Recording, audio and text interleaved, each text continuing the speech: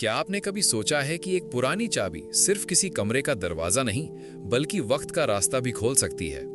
12 साल का आर्यन जो अपने गुस्से वाले दादाजी के पुराने घर में गर्मियों की छुट्टियां बिताने आया था, उसे एक ऐसी सुनहरी चाबी मिलती है जिसे 50 सालों से छुपाया गया था। एक ऐसी लाइब्रेरी जहां किताबें बोलती हैं और हर पन्ना एक नई दुनिया में ले जाता है। लेकिन इस लाइब्रेरी के पीछे एक ऐसा खौफनाक राज है जो अगर खुल गया तो आर्यन कभी वापस नहीं लौट पाएगा। चलिए शुरू करते हैं सुनहरी चाबी और खामोश लाइब्रेरी।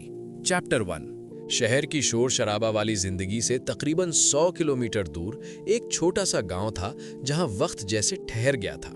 इस गांव के आखिर में एक पुरानी हवेली नुमा घर था जिसे लोग विचित्र निवास कहते थे। आर्यन जो अभी मुश्किल से 12 साल का था, अपनी कार की खिड़की से बाहर देखते हुए एक गहरी सांस लेता है। उसके लिए ये गर्मियों की छुट्टियां किसी सजा से कम नहीं थी। जहां उसके दोस्त यूरोप और दुबई घूमने जा रहे थे, वहां आर्यन को उसके माँ बाप ने पुरानी यादों के नाम पर दादाजी के पास भेज दिया था। आर्यन, बेटा उतरो, हम पहुंच गए, उसकी माँ ने कहा। आर्यन ने अपना बैग उठाया और हवेली की तरफ देखा। हवेली की दीवारों पर काई जमी हुई थी और उसके बड़े बड़े दरवाजे ऐसे लगते थे जैसे किसी पुराने जमाने के किले के हों। दरवाजे पर ही दादाजी खड़े थे, सफेद लंबी कुर्ता पजामा, आंखों पर मोटा चश्मा और चेहरे पर ऐसी सख्ती जैसे उन्होंने सदियों से कोई मजाक न सुना हो। नमस्ते दादाजी, आर्यन ने दबे पांव आगे बढ़ते हुए कहा। दादाजी ने सिर्फ सर हिलाया और कहा, अंदर आ जाओ, तुम्हारा कमरा ऊपर है, लेकिन याद रखना इस घर के कुछ उसूल हैं। दोपहर को सोना जरूरी है, रात को 9 बजे लाइट्स बंद, और सबसे अहम, उस पुरानी गैलरी की तरफ कभी मत जाना।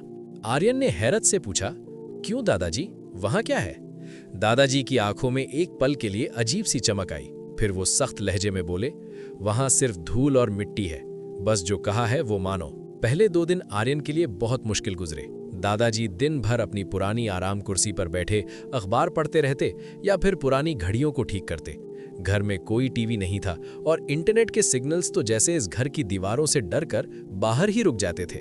तीसरी दोपहर जब दादाजी अपने कमरे में सो रहे थे, आर्यन ने सोचा कि क्यों ना थोड़ा एक्सप्लोरेशन किया जाए। वो दबे पांव उस गैलरी की तरफ गया जहां जाने से मना किया गया था। गैलरी के आखिर में एक बड़ा सा सागौन टीक वुड का दरवाजा था। उस दरवाजे पर मिट्टी की एक मोटी तह जमी हुई थी, लेकिन बीच में एक निशान साफ चमक रहा था, एक खुलता हुआ कमल का फूल। आर्यन ने दरवाजे को धक्का देने की कोशिश की, लेकिन वो बंद था। उसने नीचे देखा तो दरवाजे के पास एक पुराना भारी संदूक रखा था। आर्यन ने उस संदूक को हटाने की कोशिश की तो उसके पीछे से एक छोटी सी चीज फिसली और उसके पैरों से टकराई। वो एक सुनहरी चाबी थी। चाबी इतनी पुरानी थी कि उस पर अजीबोगरीब नक्श बने हुए थे। आर्यन का दिल जोर से धड़कने लगा। क्या ये चाबी इसी दरवाजे की है? क्या दादाजी इसी वजह से मना करते थे? उसने चाबी उठाई और जैसे ही उसे लॉक में डाला, पूरे घर में एक हल्की सी थरथराहट हुई, जैसे सदियों से सोया हुआ कोई घर अचानक जाग उठा हो। आगे क्या होगा? आर्यन ने चाबी तो घुमा दी है, लेकिन दरवाजा खुलते ही जो उसके सामने आएगा वो उसकी सोच से परे है। क्या आप चैप्टर 2 भी चाहते हैं, जहां आर्यन उस खामोश लाइब्रेरी के अंदर कदम रखेगा?